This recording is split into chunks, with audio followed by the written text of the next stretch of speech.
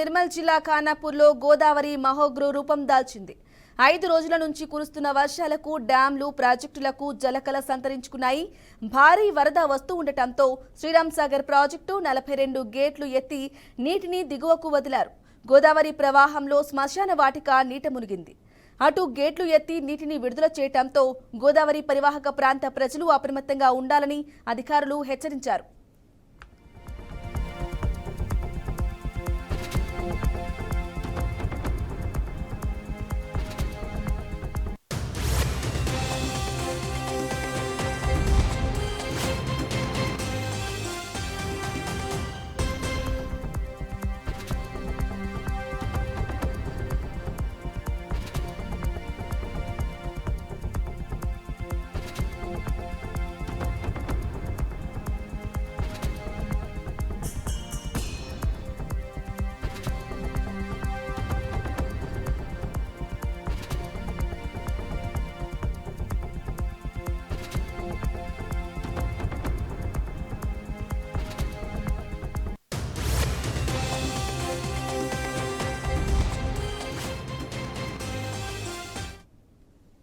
Right, breaking news చూస్తున్నాం. నిర్మల్ జిల్లా ఖానాపూర్లో గోదావరి మహాగ్రు రూపం దాల్చింది. 5 రోజుల నుంచి కురుస్తున్న వర్షాలకు డ్యాంలు, ప్రాజెక్టులకు జలకళ సంతరించుకున్నాయి. భారీ వరద వస్తూ ఉండటంతో శ్రీరామ్ సాగర్ ప్రాజెక్టు 42 గేట్లు ఎత్తి నీటిని దిగువకు వదిలారు. గోదావరి ప్రవాహంలో శ్మశాన వాటిక నీట మునిగింది.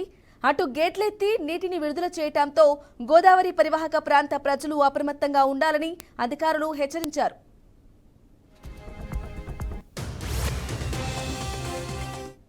ఇక ఇదే అంశంపై మరింత సమాచారం అందించడానికి మా ఆదిలాబాద్ ప్రతినిధి శ్యామ్ అందిస్తారు.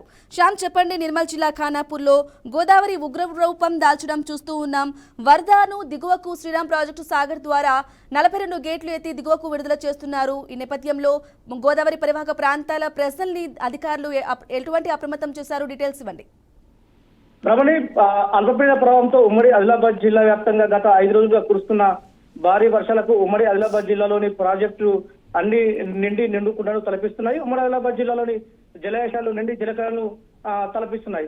అయితే శ్రీరామ్ సాగర్ ప్రాజెక్టు 42 గేట్లు ఎత్తి దిగువకు నీటిని విడుదల చేయడంతో నిర్మల్ జిల్లా కావచ్చు, అదేవిధంగా మంచిర్యాల జిల్లాలో ఉన్నటువంటి గోదావరి నదిలో నీరు ప్రవాహం ఉధృతంగా ప్రవహిస్తుంది. దీంతో అదేవిధంగా మంచిర్యాల జిల్లాలో ఉన్నటువంటి మన ఎల్లంపల్లి ప్రాజెక్టులోకి నీరు భారీగా వచ్చి చేరుతుంది. ఈ నేపథ్యంతో నేపథ్యంలో ఎల్లంపల్లి ప్రాజెక్టు 32 గేట్లు వదిలి దిగువకు నీటిని విడుదల చేస్తారు. ఈ నేపథ్యంలో నిర్మల్ జిల్లా కావచ్చు, అదేవిధంగా మంచిర్యాల జిల్లాలో ఉన్నటువంటి గోదావరి పరివాహక ప్రాంత ప్రజలు అప్రమత్తంగా ఉండాలని చెప్పేసి అధికారులు ఇప్పటికే సూచిస్తున్నారు. అదేవిధంగా గోదావరి తీర ప్రాంత ప్రజలకు వరద ముప్పు నేపథ్యంలో జిల్లా యంత్రాంగం గత 4 రోజులుగా నిరంతరం పర్యవేక్షిస్తున్నారు. కలెక్టరేట్ లో కంట్రోల్ రూమ్ ఏర్పాటు చేశారు. జిల్లా పోలీసులు, వైద్య, రెవెన్యూ, సాగునీటి, మున్సిపల్, పంచాయత్ రాజ్, అత్యవసర సేవల శాఖల అధికారులు వర్షాలపై నిత్యం అప్రమత్తంగా ఉంటున్నారు.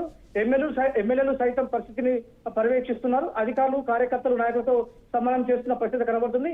అయితే గోదావరి పరివాహక ప్రాంత ప్రజలు అప్రమత్తంగా ఉండాలని చెప్పేసి, అదేవిధంగా చేపలు పట్టే వాళ్ళు, అదేవిధంగా గోదావరి పరిసర ప్రాంతాలకు వెళ్లవద్దని సూచిస్తున్న పరిస్థితి. అదేవిధంగా మంచిర్యాల జిల్లా కేంద్రంకి ఆనుకుని ఉన్నటువంటి మాతా శిశు కేంద్రంలో ఉన్నటువంటి గర్భిణీలు కావచ్చు, అదేవిధంగా ప్రసవించిన పిల్లలు కావచ్చు, వీళ్ళందరినీ కూడా మంచిర్యాలలో ఉన్నటువంటి ఎంసీహెచ్ కు తరలించిన పరిస్థితి కనబడుతుంది.